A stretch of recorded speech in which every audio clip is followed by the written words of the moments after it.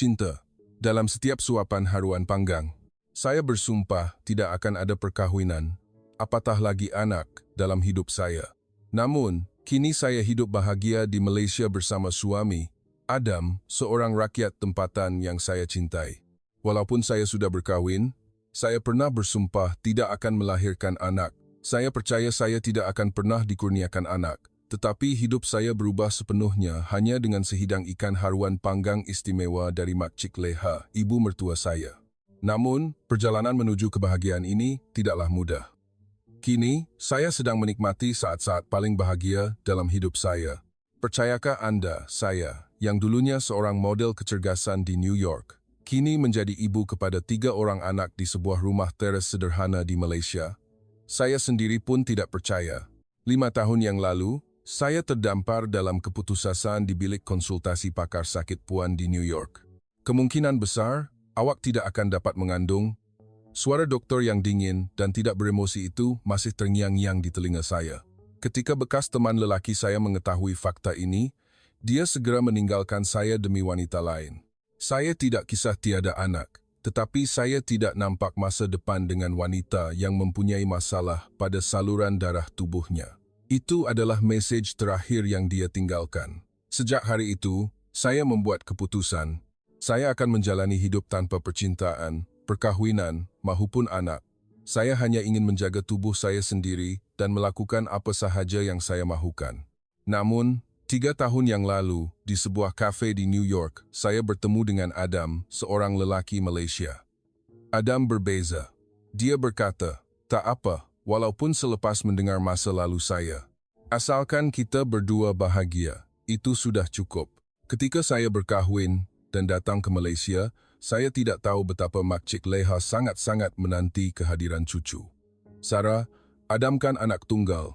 Alangkah meriah dan bahagianya rumah ini jika kamu dapat beri cucu."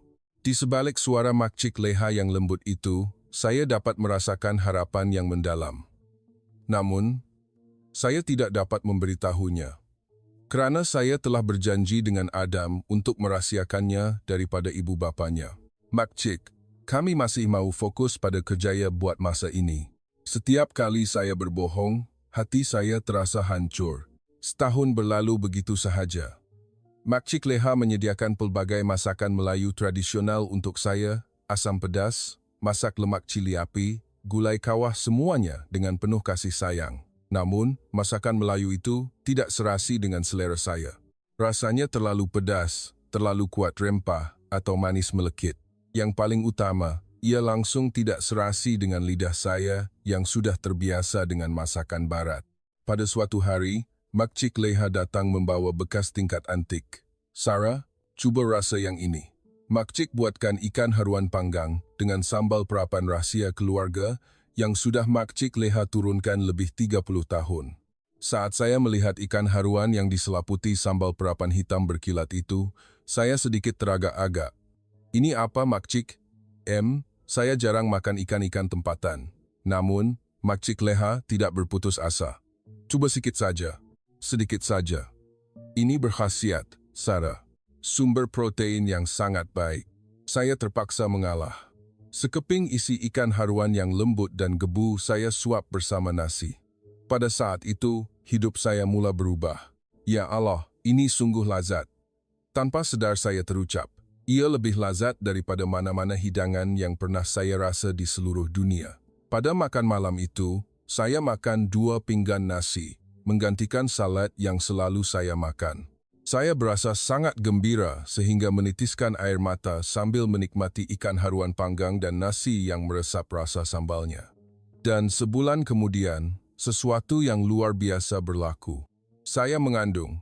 Apa sebenarnya yang terjadi?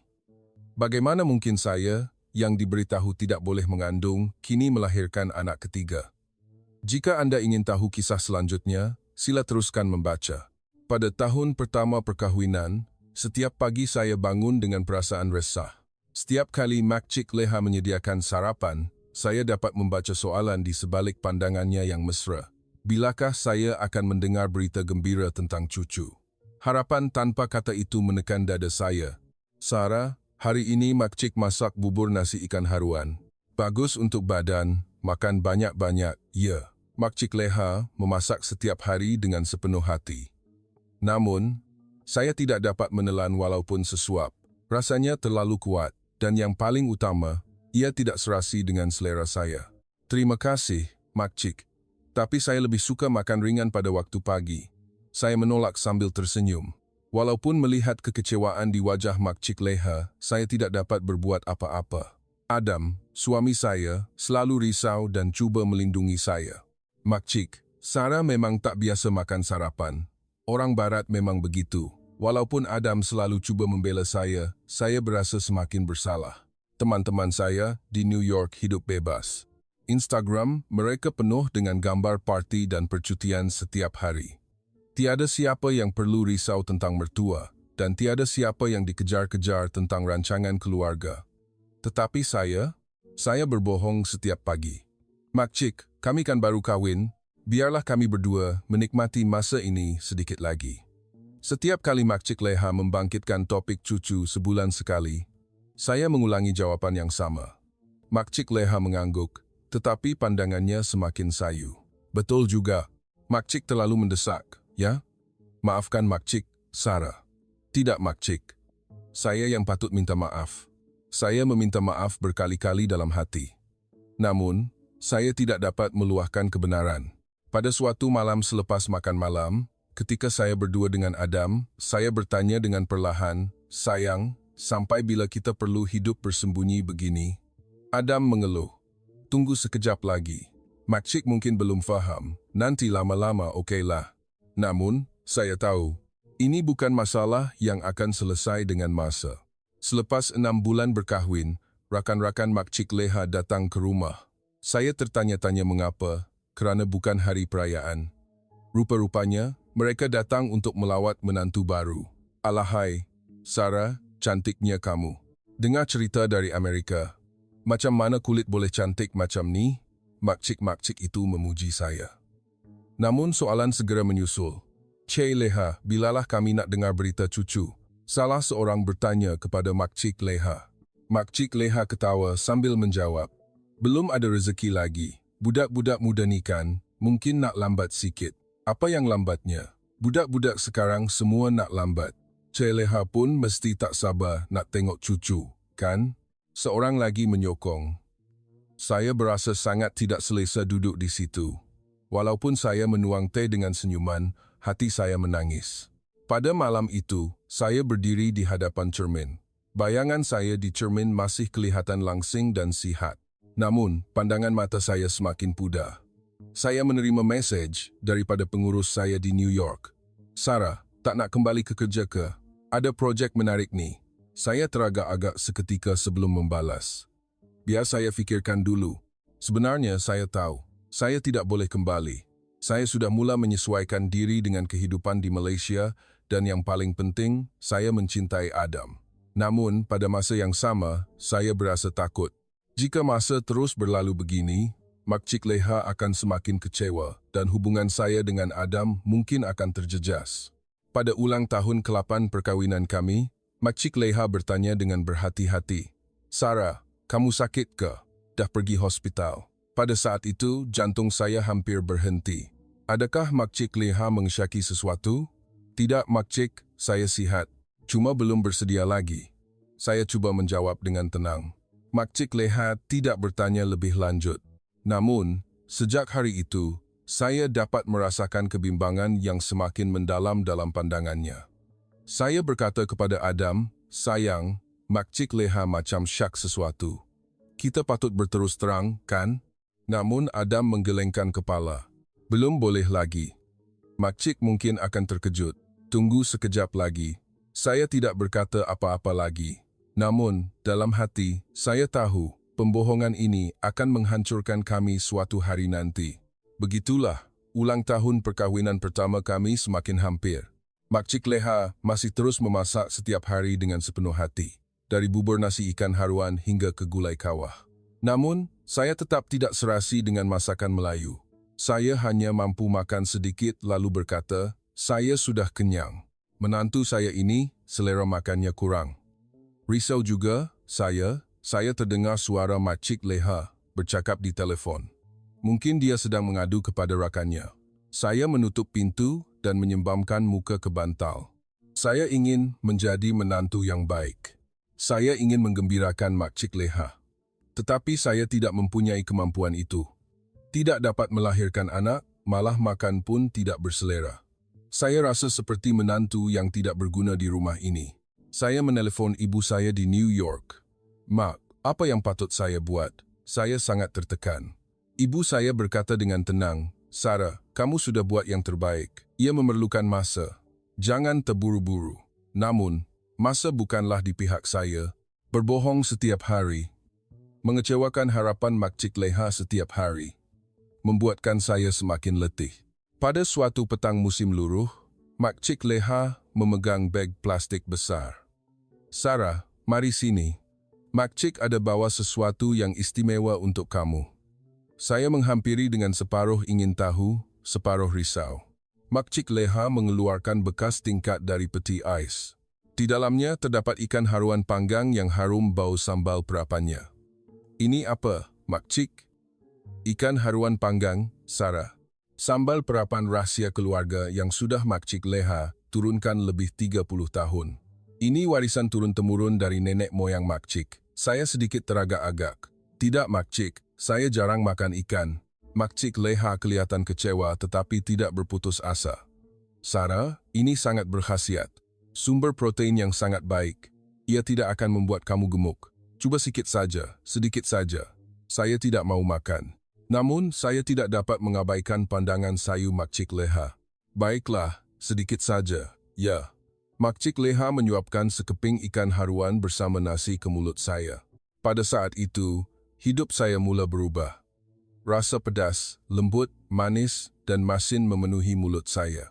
Ini berbeza daripada mana-mana hidangan yang pernah saya makan di Amerika.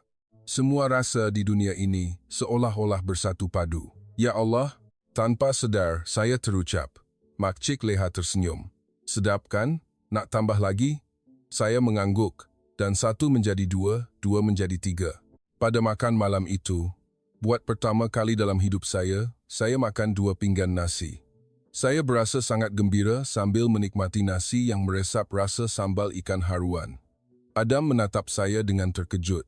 "Sayang, ada apa-apa jadi hari ini? Saya tak pernah tengok awak makan banyak macam ni." Saya sendiri pun heran. Saya, yang biasanya makan dada ayam dan salad, kini makan banyak nasi. Makcik Leha melihat keadaan itu sambil menitiskan air mata. Menantu Makcik akhirnya sudi makan masakan tempatan. Pada malam itu, saya merasakan sesuatu yang aneh. Badan saya terasa hangat, seolah-olah tenaga mengalir. Tubuh saya, yang selama setahun terasa dingin, kini mula beredar dengan lancar. Namun, pada masa itu, saya tidak tahu. Ikan haruan panggang ini akan mengubah hidup saya sepenuhnya. Sejak hari itu, setiap pagi sebaik sahaja bangun tidur, saya segera membuka peti ais. "Makcik, ikan haruan ada lagi?" Saya mula bertanya dahulu. Saya yang biasanya tidak mempedulikan masakan tempatan, berbeza dengan ikan haruan panggang ini. Makcik Leha tersenyum dengan wajah hairan. "Ya, ada." Selera menantu Makcik akhirnya kembali. Namun, saya tahu, ini bukan sekadar perubahan selera makan. Setiap kali saya makan ikan haruan panggang, tubuh saya bertindak balas. Tangan dan kaki terasa hangat, warna kulit kembali ceria, dan yang paling penting, tenaga saya melimpah ruah. Seminggu berlalu, Adam bertanya dengan berhati-hati. "Sayang, akhir-akhir ni muka awak berseri-seri. Ada apa-apa yang baik ke?" Saya menjawab sambil tersenyum, "Ikan haruan tu sedap sangat. Saya nak makan setiap hari." Adam mengerutkan dahi. "Dulu awak tak suka masakan tempatan, kan? Tiba-tiba kenapa?" Saya juga tidak tahu sebabnya. Cuma badan saya seolah-olah menginginkannya. Seolah-olah tubuh saya memerlukan sesuatu yang ada dalam ikan haruan itu. Beberapa bulan berlalu. Pada suatu pagi, saya merasakan gejala yang aneh. Mual, sensitif terhadap bau, dan letih pada waktu malam. Sayang, saya rasa tak sedap badan, macam demam. Saya berkata kepada Adam. Adam meletakkan tangannya di dahi saya dengan wajah risau. "Tak panas, tapi nak pergi hospital tak?" Pada petang itu, Makcik Leha pulang dengan beg kertas dari sebuah kedai ubat tradisional Cina membawa alat ujian kehamilan. Sarah, Makcik terfikir, apa kata kamu cuba buat ujian ni? Saya menggelengkan kepala sambil tersenyum. Makcik, saya tak mengandunglah, saya cuma penat. Namun, Makcik Leha berkeras, cuba saja sekali. Firasat Makcik kuat mengatakan begitu. Dengan terpaksa, saya masuk ke tandas. Lagipun, hasilnya sudah dapat dijangka. Saya tidak pernah mengandung walau sekalipun selama setahun. Saya mengeluarkan alat ujian, menunggu 3 menit. Dan pada saat melihat hasilnya, saya terduduk di lantai. 2 garisan. Tidak mungkin. Saya tidak percaya. Bagaimana mungkin saya, yang didiagnosis tidak subur di New York, boleh mengandung? Tangan saya menggigil. Saya memeriksa alat ujian itu sekali lagi. Memang 2 garisan. Dari luar tandas, saya terdengar suara Makcik Leha. Sarah, okey tak? Saya membuka pintu. Makcik Leha dan Adam berdiri dengan wajah bimbang. Makcik, ini. Saya menghulurkan alat ujian yang menggigil di tangan saya. Makcik Leha menerima alat ujian itu lalu menjerit.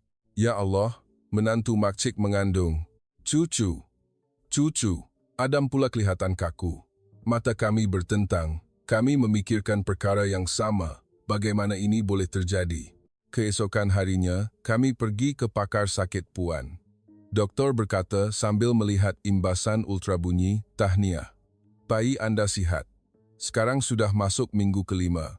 Saya menitiskan air mata. Saya tidak tahu sama ada itu air mata kegembiraan atau air mata kebingungan. Dalam perjalanan keluar dari hospital, Adam bertanya dengan perlahan, sayang, ini betul-betul boleh terjadi ke? Di Amerika, awak diberitahu mandul kan? Saya juga menggelengkan kepala. Saya pun tak tahu. Macam satu keajaiban. Setibanya di rumah, Makcik Leha sudah menyediakan pelbagai hidangan. Sarah, selepas ini kamu kena jaga kesihatan baik-baik, ya. Makcik akan uruskan semuanya. Pada makan malam itu, ikan haruan panggang dihidangkan lagi. Makcik Leha berkata, bagi ibu mengandung, protein adalah yang paling penting. Makan banyak ikan haruan, ya. Saya makan ikan haruan sambil berfikir. Mungkinkah ini semua disebabkan ikan haruan ini? Mungkinkah ikan haruan ini yang mengubah tubuh saya? Tetapi itu tidak mungkin. Makanan tidak mungkin boleh menyembuhkan kemandulan. Pada bulan ketiga kehamilan, saya mengalami alahan teruk. Saya tidak dapat makan makanan lain sama sekali, tetapi ikan haruan panggang sahaja yang saya boleh makan. Makcik, ikan haruan lagi, tolong, saya meminta ikan haruan setiap hari. Makcik Leha berkata dengan wajah risau, Sarah, tak boleh makan ikan haruan saja. Kena makan benda lain juga. Namun, tubuh saya hanya menginginkan ikan haruan. Setiap kali saya makan nasi yang meresap sambal ikan haruan, tubuh saya kembali bertenaga. Pada suatu hari, dalam perjalanan pulang dari membeli belah, Makcik Leha singgah di sebuah kedai ubat tradisional Cina. Saya tidak tahu pada masa itu, Makcik Leha sedang berbincang dengan seorang pakar herba. Tok Mudim, menantu saya ni asyik nak makan ikan haruan saja. Adakah ini baik? Makcik Leha bertanya. Seperti yang saya dengar kemudian, pakar herba itu mengangguk.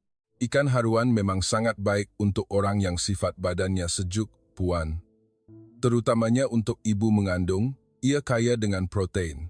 Namun, jika ditambah sedikit herba danggui dan bai shao ke dalam sambal perapan itu, ia akan lebih berkhasiat.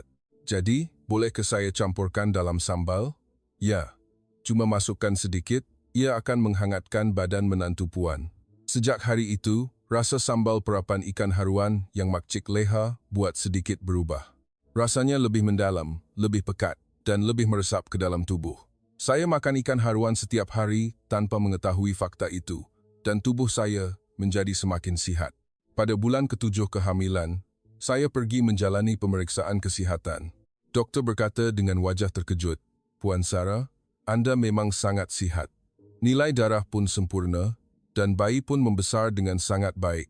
Saya menatap Makcik Leha. Makcik Leha tersenyum ceria. Pada musim sejuk tahun itu, saya melahirkan seorang bayi perempuan yang sihat. Selepas bersalin, Makcik Leha menjaga saya dalam tempo berpantang. Dan seperti biasa, ikan haruan panggang dihidangkan di meja makan. Makcik, selepas bersalin pun boleh makan ikan haruan ke? Saya bertanya dengan berhati-hati. Mestilah boleh, Sarah. Untuk ibu berpantang, protein adalah yang paling penting. Ikan haruan juga baik untuk susu ibu, kata Makcik Leha. Saya makan ikan haruan sambil menatap anak perempuan saya. Anak perempuan saya yang kecil dan komel. Saya fikir saya tidak akan dapat memiliki anak ini. Tetapi keajaiban berlaku. Selepas tempo berpantang tamat dan tubuh saya pulih, saya bertanya kepada Makcik Leha, "Makcik, boleh tak Makcik ajar sikit resipi sambal ni? Saya nak cuba buat sendiri." Makcik Leha ketawa sambil menggelengkan kepala. "Belum boleh lagi. Resipi ini rahsia 30 tahun. Nanti bila kamu dah jadi mak mertua, barulah Makcik ajar." Saya tersenyum. Namun, dalam hati, saya tertanya-tanya. Apa rahsia di sebalik sambal ini? Apabila anak perempuan saya berusia setahun, Makcik Leha mula membangkitkan topik cucu lagi. "Sarah, kalau ada adik-beradik lagi kan bagus." Saya menjawab sambil tersenyum, "Makcik, awal lagi." Saya pun baru nak sesuaikan diri menjaga seorang anak. Namun dalam hati, saya berasa bimbang. Jika anak pertama adalah keajaiban, anak kedua pasti lebih sukar. Namun, sungguh luar biasa. Beberapa bulan selepas anak perempuan saya berusia setahun, saya hamil lagi. Kali ini juga, saya makan ikan haruan panggang setiap hari. "Makcik, saya mengandung lagi." Apabila saya berkata begitu, Makcik Leha sangat gembira sehingga tidak tahu berbuat apa. Tetapi saya keliru. Sekalipun hai dikatakan keajaiban, tetapi 2 kali nampaknya bukan kebetulan. "Sayang, tak pelik ke? Di Amerika saya diberitahu tak boleh ada anak." Saya berkata kepada Adam. Adam juga mengerutkan dahi. "Secara perubatan, memang tak dapat dijelaskan. Tapi ini kan berita baik." Ia memang berita baik. Tetapi pada masa yang sama, saya berasa takut. Kerana saya tidak fikir saya boleh terus berbohong kepada Makcik Leha. Semasa kehamilan kedua, saya masih terus makan ikan haruan panggang. Makcik Leha memanggang ikan haruan dengan sambal baru setiap hari. "Sarah, sambal kali ini Makcik cuba campur sikit ramuan lain. Mesti sedap." Makcik Leha tidak berhenti bereksperimen. Dan pada musim bunga tahun itu, saya melahirkan seorang bayi lelaki yang sihat. Saya, yang sudah menjadi ibu kepada 2 orang anak, kini sudah menjadi Makcik Malaysia. Masa lalu saya sebagai model kecergasan di New York sudah lama berlalu. Apabila anak lelaki saya berusia setahun, saya berfikir, cukuplah 2 orang anak. Namun, takdir mempunyai rancangan lain. Kira-kira 3 bulan selepas anak lelaki saya berusia setahun, saya merasakan gejala aneh lagi. Tidak mungkin saya mengandung lagi, kan? Namun, alat ujian tidak berbohong. Sekali lagi, 2 garisan. "Makcik, saya mengandung anak ketiga." Apabila saya berkata begitu, Makcik Leha terkejut sehingga mulutnya ternganga. "Wah, menantu Makcik ni memang murah rezeki." Makcik Leha gembira, tetapi pada masa yang sama, dia juga bimbang. "Tapi Sarah, badan kamu okey ke? 3 orang anak ni bukan mudah." Saya sendiri pun jujur bimbang. Melahirkan 3 orang anak berturut-turut bukanlah perkara mudah. Namun, ada kebimbangan yang lebih besar. Saya rasa Makcik Leha mungkin akan mula mengesyaki sesuatu. Kerana tidak mempunyai anak selama setahun, kemudian tiba-tiba mengandung 3 kali dalam 3 tahun adalah terlalu pelik. Sampai bilakah saya dapat merahsiakan rahsia ini? Dan adakah benar-benar ada kaitan antara ikan haruan panggang dan kehamilan saya? Saya tidak tahu, tetapi ada satu perkara yang pasti. Ikan haruan panggang telah mengubah hidup saya sepenuhnya. Pada bulan ketiga kehamilan ketiga, setiap pagi saya mengeluh sambil melihat cermin, di mana model yang pernah berbangga dengan tubuh langsingnya di New York. Kini saya sudah menjadi seorang Makcik Malaysia yang biasa. Namun, saya tidak menyesal, kerana di dalam perut saya, anak ketiga saya sedang membesar. "Makcik, ikan haruan lagi, tolong. Saya masih meminta ikan haruan setiap hari." Kini Makcik Leha pun sudah boleh bergurau. Menantu Makcik ni dah ketagih ikan haruan. "Aduh, belanja ikan haruan ni boleh tercabut tiang rumah." Makcik Leha ketawa, tetapi pandangannya tetap hangat. Namun, sejak hari itu, saya dapat merasakan perubahan halus pada ekspresi Makcik Leha. Pada suatu petang, saya melihat Makcik Leha duduk sendirian di ruang tamu, termenung jauh. Di tangannya, dia memegang sebuah buku nota. Makcik fikirkan apa? Saya bertanya. Makcik Leha terkejut, lalu menutup buku nota itu. Oh, tak ada apa-apa. Saya berasa pelik. Makcik Leha seolah-olah menyembunyikan sesuatu.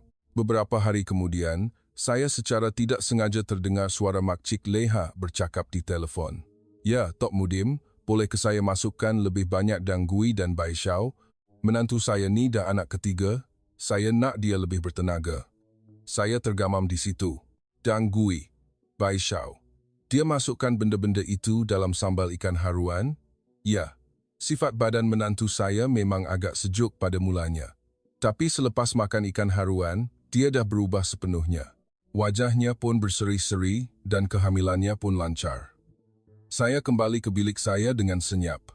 Jantung saya berdebar-debar. Kalau begitu, adakah kehamilan saya benar-benar disebabkan ikan haruan panggang? Adakah Makcik Leha secara rahsia memasukkan bahan-bahan herba itu?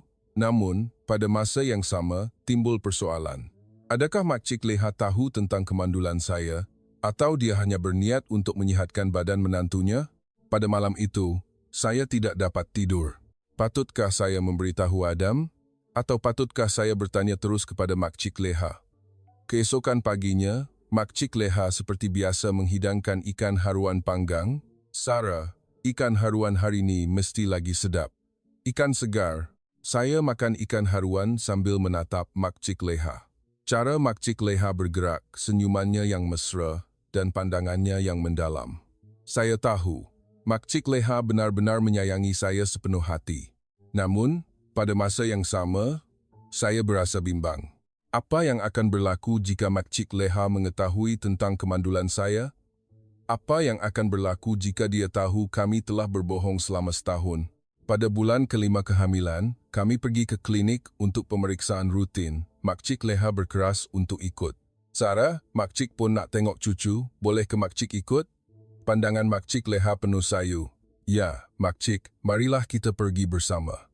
Saya menjawab sambil tersenyum. Di hospital, saya menjalani imbasan ultrabunyi. Bayi membesar dengan sihat. Doktor tidak henti-henti memuji saya kali ini juga.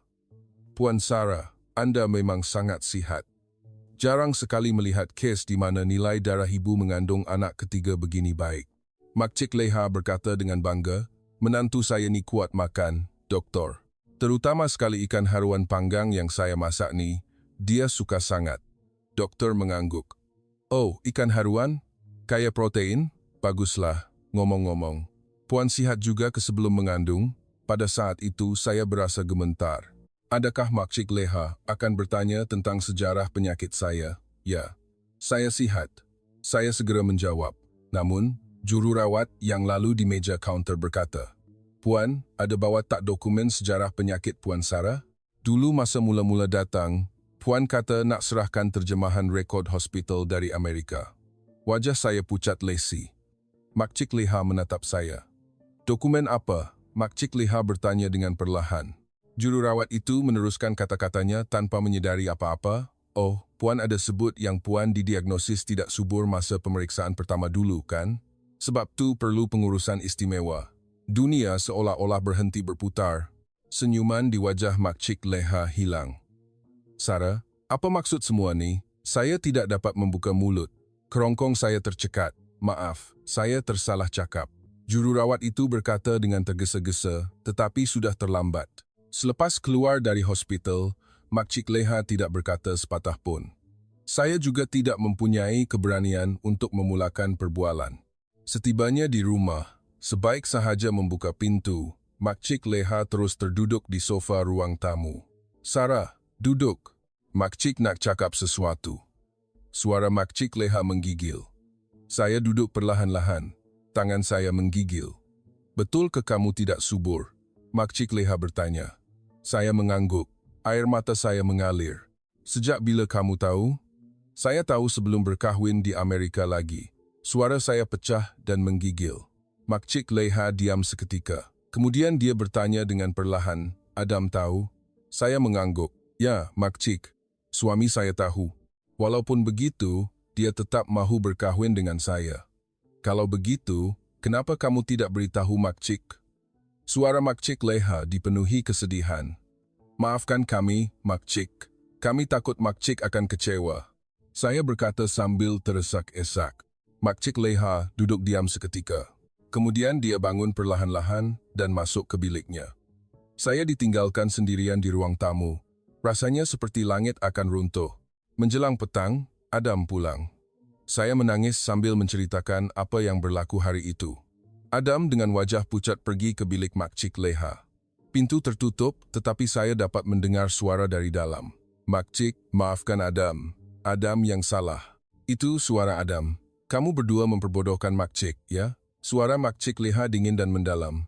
"Makcik, Sarah betul-betul anak yang baik. Cuma kami tak tahu macam mana nak beritahu Makcik. Kamu berbohong selama setahun, kan? Selama setahun Makcik menunggu cucu. Kamu tahu semua itu, tapi kamu tidak berkata apa-apa." Saya menitiskan air mata di hadapan pintu. Saya dapat merasakan luka yang mendalam dari suara Makcik Leha. Pada malam itu, Makcik Leha tidak memasak makan malam. Ini adalah kali pertama berlaku. Saya pergi ke dapur dan hanya membuat mie segera. Namun, sesuap pun tidak dapat saya telan. Saya membuka peti ais. Di sana, ada ikan haruan panggang yang Makcik Leha masak dengan sepenuh hati. Saya memegang bekas ikan haruan itu dan merenungnya seketika. Di dalam sambal ini, terkandung kasih sayang Makcik Leha. Niatnya yang mendalam untuk menyihatkan badan saya dengan memasukkan bahan-bahan herba tradisional. Saya menyuap sekeping ikan haruan ke mulut saya. Bersama rasa sambal, air mata saya mengalir. Keesokan paginya, Makcik Leha keluar lebih awal dari biasa. Dia tidak memberitahu kemana dia pergi. Saya tinggal sendirian di rumah, menjaga 2 orang anak. Menjelang petang, Makcik Leha pulang. Di tangannya ada beg dari kedai ubat tradisional Cina. Makcik pergi mana?" Saya bertanya dengan berhati-hati. Makcik Leha tidak menjawab lalu terus ke dapur. Kemudian dia mengeluarkan ubat-ubatan herba dari beg itu. "Makcik, itu apa?" Makcik Leha berpaling ke arah saya. Matanya merah dan bengkak. "Sarah, duduk." Suara Makcik Leha masih dingin, tetapi lebih lembut daripada sebelumnya. Saya duduk di meja makan. Jantung saya berdebar-debar. Makcik Leha perlahan-lahan membuka mulutnya. "Sebenarnya, Makcik sudah tahu." Saya terkejut. "Kira-kira 6 bulan selepas kamu berdua berkahwin, Makcik mula rasa pelik. Makcik dengar pasangan muda zaman sekarang memang tak terburu-buru nak ada anak, tapi kamu berdua asyik bagi alasan saja, agak pelik." Saya menahan nafas mendengarnya. "Jadi, Makcik bertanya kepada Tok Mudim." Makcik cakap wajah menantu Makcik pucat, tangan dan kaki sejuk, dan periodnya teruk. Tok Mudim mengangguk. Katanya, sifat badan begitu mungkin sukar untuk mengandung. Makcik Leha berhenti bercakap seketika. Air mata bergenang di matanya. Sebab itu Makcik bertekad. Makcik nak hangatkan badan menantu Makcik. Mana tahu kalau sifat badan berubah, mungkin dapat mengandung. Air mata saya mengalir deras. Makcik masukkan danggui dan bai shao secara rahsia dalam sambal ikan haruan itu. Makcik mengikuti arahan Tok Mudim setiap hari dengan sepenuh hati. Makcik Leha menyeka air matanya. "Dan kemudian, kamu benar-benar mengandung." Makcik rasa macam satu keajaiban. Apa yang Makcik harapkan benar-benar terjadi. Saya berdiri dan memeluk Makcik Leha. "Makcik, saya minta maaf sangat-sangat." Makcik Leha mengusap belakang saya. "Sarah, Makcik bukan marah. Makcik cuma sedih. Kamu berdua tidak percaya pada Makcik. Makcik, kami yang salah. Kami takut Makcik akan kecewa." "Bodoh. Bagi Makcik, kamu lebih penting daripada cucu." Dengan kata-kata itu, saya tidak dapat menahan diri lagi. Saya menangis seperti anak kecil dalam pelukan Makcik Leha. Makcik Leha juga turut menangis. Kami berdua berpelukan dan menangis sebentar. Menjelang petang, barulah Makcik Leha pergi ke dapur. "Mesti lapar, kan? Makcik masak makan malam." "Makcik, biar saya yang buat," kata saya. Makcik Leha menggelengkan kepala. "Tak boleh, kamu kan ada anak ketiga dalam perut, Makcik yang kena buat." Pada makan malam itu, seperti biasa, ikan haruan panggang dihidangkan. "Sarah, makan banyak-banyak, ya. Kamu nak bersalin tak lama lagi, kena cukup nutrisi." Makcik Leha meletakkan ikan haruan di hadapan saya. Saya menyuap sekeping ikan haruan. Rasanya masih yang paling lazat di dunia. Namun kini, saya tahu. Sebab ikan haruan ini istimewa bukanlah kerana rasanya, tetapi kerana kasih sayang Makcik Leha yang terkandung di dalam sambalnya. Sejak malam itu, suasana di rumah kami beransur-ansur menjadi lebih lembut. Namun, saya masih merasakan beban di sudut hati. Walaupun Makcik Leha telah memaafkan saya, beratnya pembohongan yang saya lakukan tidak mudah hilang. Beberapa hari kemudian, saya membuat keputusan. Saya harus menceritakan segala-galanya tentang masa lalu saya kepada Makcik Leha. Pada suatu petang, ketika anak-anak sedang tidur dan Adam pergi bekerja, saya perlahan-lahan berkata kepada Makcik Leha, "Makcik, boleh tak Makcik dengar cerita saya sebentar?" Makcik Leha menuang secawan teh dan duduk. "Ya, ceritalah." Saya menarik nafas dalam-dalam. Dan saya mula menceritakan kisah yang tidak pernah saya ceritakan dengan betul kepada sesiapa. "Makcik, sebenarnya saya pernah bercinta dengan lelaki lain di Amerika." Makcik Leha tidak terkejut. Dia mendengar cerita saya dengan tenang. "Kami bercinta selama 3 tahun. Saya pun sudah terfikir untuk berkahwin. Jadi kami pergi ke pakar sakit puan untuk pemeriksaan." Saya berhenti bercakap seketika. Kenangan waktu itu masih segar. Doktor kata, saya kemungkinan besar tidak akan dapat mengandung. Rahim saya secara semula jadi kecil dan imbangan hormon saya tidak stabil. Kehamilan semula jadi hampir mustahil dan peluang untuk hamil walaupun dengan rawatan pun tipis. Air mata saya mengalir deras. Makcik Leha memegang tangan saya. Lelaki itu kemudian menghantar mesej kepada saya. Katanya, dia tidak kisah tiada anak. Tetapi dia tidak nampak masa depan dengan wanita yang mempunyai masalah pada saluran darah tubuhnya. Maaf, hanya satu ayat itu. Makcik Leha mengeluh, "Ya Allah, begitu sekali. Pada masa itu, saya hancur. Saya rasa nilai diri saya ditentukan oleh sama ada saya boleh melahirkan anak atau tidak. Saya rasa seperti gagal sebagai seorang wanita." Suara saya menggigil. Namun, saya terus bercakap. Sejak itu, saya tidak pernah bertemu sesiapa lagi. Saya menyerah pada cinta, perkahwinan, dan anak. Saya hanya cuba menumpukan perhatian pada kerjaya saya. Dan kemudian, kamu bertemu Adam, ya. Makcik Leha berkata perlahan. Saya mengangguk, ya. Kami bertemu secara tidak sengaja di suatu tempat di New York. Adam berbeza. Dia berkata tidak mengapa walaupun mendengar cerita saya. Katanya, tidak mengapa jika tiada anak. Asalkan kami berdua bahagia. Makcik Leha mendengar tanpa berkata apa-apa. Sebelum berkahwin, Adam berkata, "Mari kita rahsiakan daripada Makcik." Katanya, "Makcik pasti akan faham dengan sendirinya apabila masa berlalu." Saya menatap Makcik Leha. Namun, kami yang silap. Masa berlalu pun tidak mudah. Malah lebih sukar. Setiap kali Makcik bercakap tentang cucu, hati saya sangat sakit. Air mata Makcik Leha mengalir. "Makcik, saya minta maaf sangat. Kami menipu Makcik, itu tidak dapat dimaafkan. Tapi percayalah satu perkara. Saya menyayangi Makcik sepenuh hati. Dan saya menyayangi semua ahli keluarga di rumah ini." Makcik Leha duduk diam seketika. Kemudian dia perlahan-lahan membuka mulutnya. "Sarah, Makcik pun ada sesuatu nak beritahu kamu." Saya mengangkat muka. Sebenarnya, Makcik pun dulu hampir tidak dapat melahirkan anak waktu muda. Saya terkejut. Makcik Leha merenung jauh. 5 tahun Makcik kawin, tiada anak. Sering diusik oleh ipar duai dan menjadi buah mulut jiran-jiran. Itu adalah masa yang sangat sukar. Saya menahan nafas mendengarnya.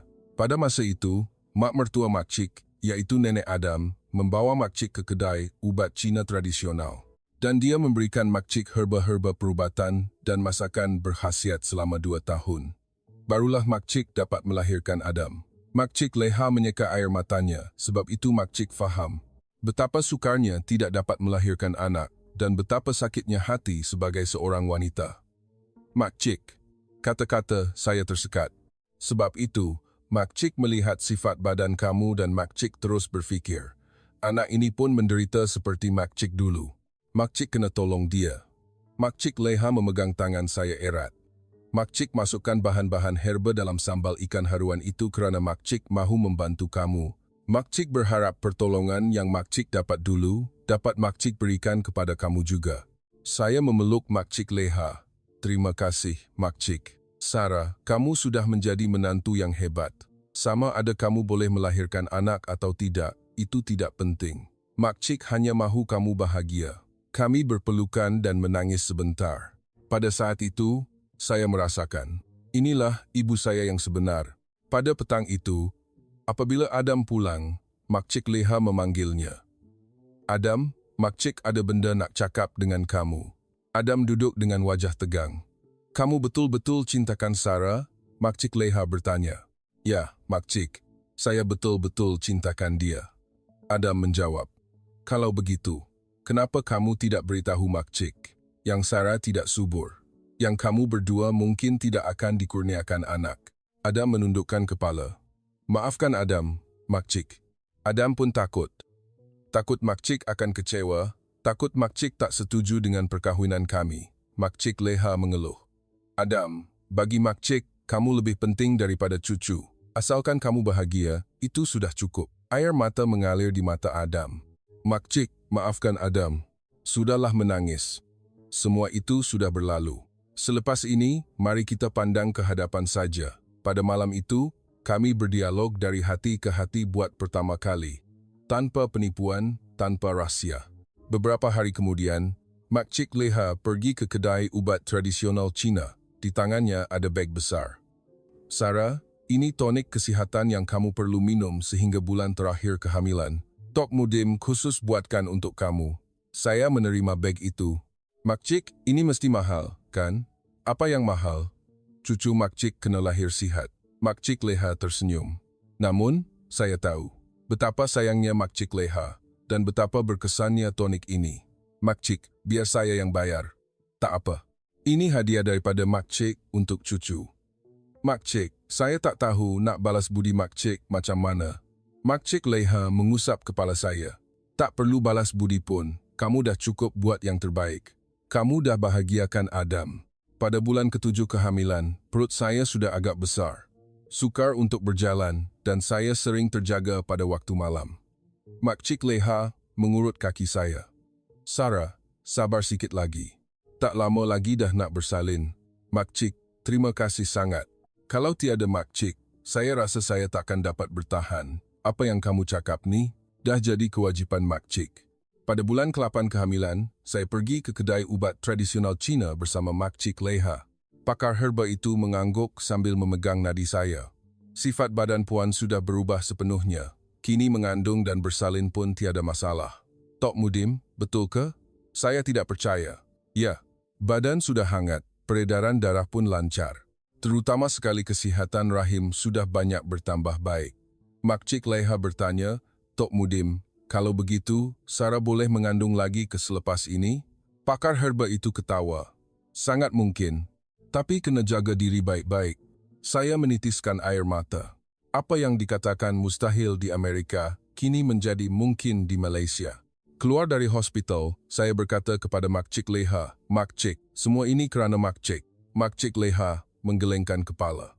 Tidak, Sarah, ini semua kerana keazaman dan usaha kamu. Makcik cuma menolong di sisi. Tidak, Makcik. Kalau tiada Makcik, saya mungkin masih hidup dalam keputusasaan. Kami berpegangan tangan pulang ke rumah. Pada makan malam itu, seperti biasa, ikan haruan panggang dihidangkan. Makcik, tinggal 2 bulan lagi nak bersalin. Boleh ke saya terus makan ikan haruan? Saya bertanya. Mestilah boleh. Bila Makcik kata tak boleh. Sampai nak bersalin pun kena cukupkan protein. Lagipun, sambal ni ada ramuan istimewa, kata Makcik Leha. Ramuan apa? Makcik Leha tersenyum misteri. Danggui, paishao, kurma Cina. Dan satu ramuan paling penting. Apa dia? Cinta, nak, cinta Makcik. Saya tersenyum. Tetapi memang begitu. Sambal ini dipenuhi dengan kasih sayang Makcik Leha. Pada bulan ke-9 kehamilan, perut saya sudah terlalu besar sehingga sukar untuk bergerak. Makcik Leha mengurut kaki saya setiap hari, menyokong pinggang saya dan menyuapkan makanan kepada saya. Pada suatu malam, saya mula merasakan sakit bersalin. Makcik, bayi nak keluar. Saya menjerit. Makcik Leha dan Adam segera membawa saya ke hospital. Sakit bersalin berlarutan selama 8 jam. Saya sangat sakit, tetapi Makcik Leha memegang tangan saya. Sarah, sabar sikit lagi. Tak lama lagi dah nak bersalin. Kamu boleh. Suara Makcik Leha memberikan saya kekuatan. Dan akhirnya, saya terdengar tangisan bayi. Bayi perempuan yang sihat, kata doktor. Saya sangat letih, tetapi saya gembira. Saya memeluk anak perempuan ketiga saya. Makcik Leha menitiskan air mata sambil menatap cucunya. Wah, cucu bongsu Makcik ni comelnya. Adam juga menangis. Sayang, awak penat kan? Awak betul-betul hebat. Saya menatap Makcik Leha.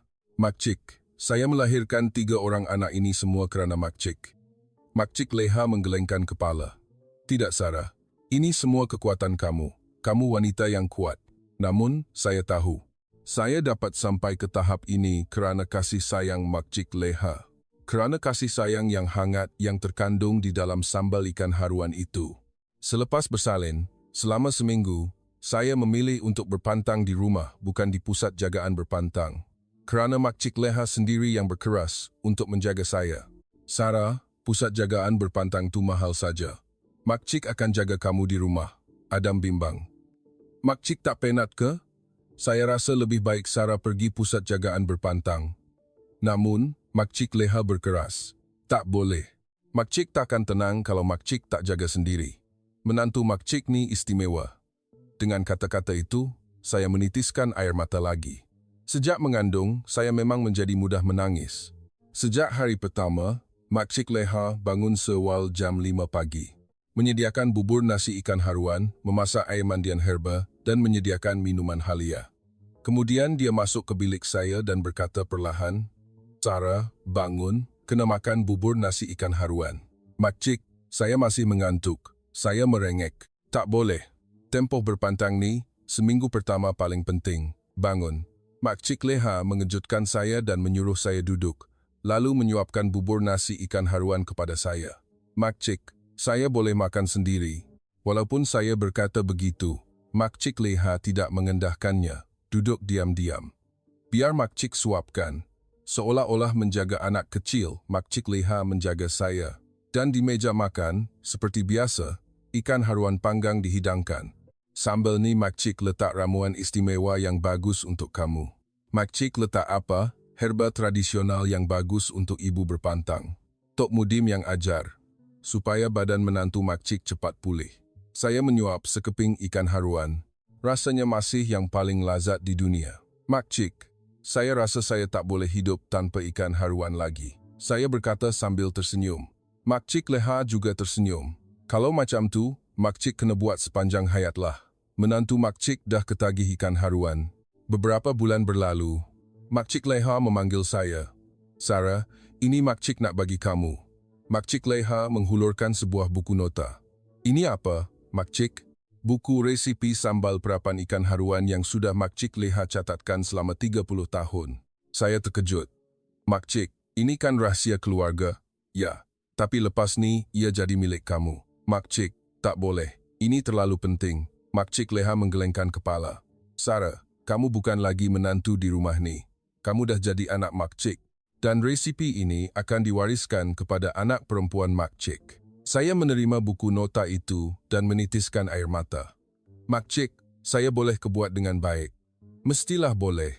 Kamu boleh buat apa sahaja dengan baik. Saya memeluk Makcik Leha erat. Makcik, saya sayang Makcik. Makcik pun sayang kamu, anak Makcik. Pada malam itu, saya membuka buku nota itu. Di dalamnya bukan hanya ada resipi. Pertama kali Makcik menyediakan sambal ini. Makcik mertua sendiri yang ajar. Adam kata dia suka ikan haruan dan makan 2 pinggan. Menantu Sarah makan ikan haruan buat kali pertama. Wajahnya berseri-seri. Sarah mengandung anak pertama, macam satu keajaiban. Buku nota itu mengandungi kisah hidup Makcik Leha. Dan kini, kisah saya juga terkandung di dalamnya. Saya mengambil pen. Makcik Leha telah mewariskan resipi ini kepada saya. Kini, giliran saya untuk meneruskan kasih sayang ini. Saya memandang keluar jendela. Langit sudah terang. Saya berfikir sambil melihat bulan. Beberapa tahun yang lalu, saya yang berputus asa di New York kini hidup bahagia sebagai ibu kepada 3 orang anak. Semua ini bermula dengan sehidang ikan haruan panggang. Tidak, Ia bermula dengan kasih sayang Makcik Leha. Kasih sayang itu menyembuhkan saya, mengubah tubuh saya, dan mengubah hidup saya. Saya kini faham. Keluarga bukan diikat dengan darah, tetapi dengan hati. Dan cinta menciptakan keajaiban. Saya doakan agar Anda sentiasa sihat dan bahagia. Semoga Anda terhibur. Terima kasih kerana menonton. Jangan lepaskan kisah-kisah baru dengan hanya sekali langgan. Semoga sentiasa bahagia.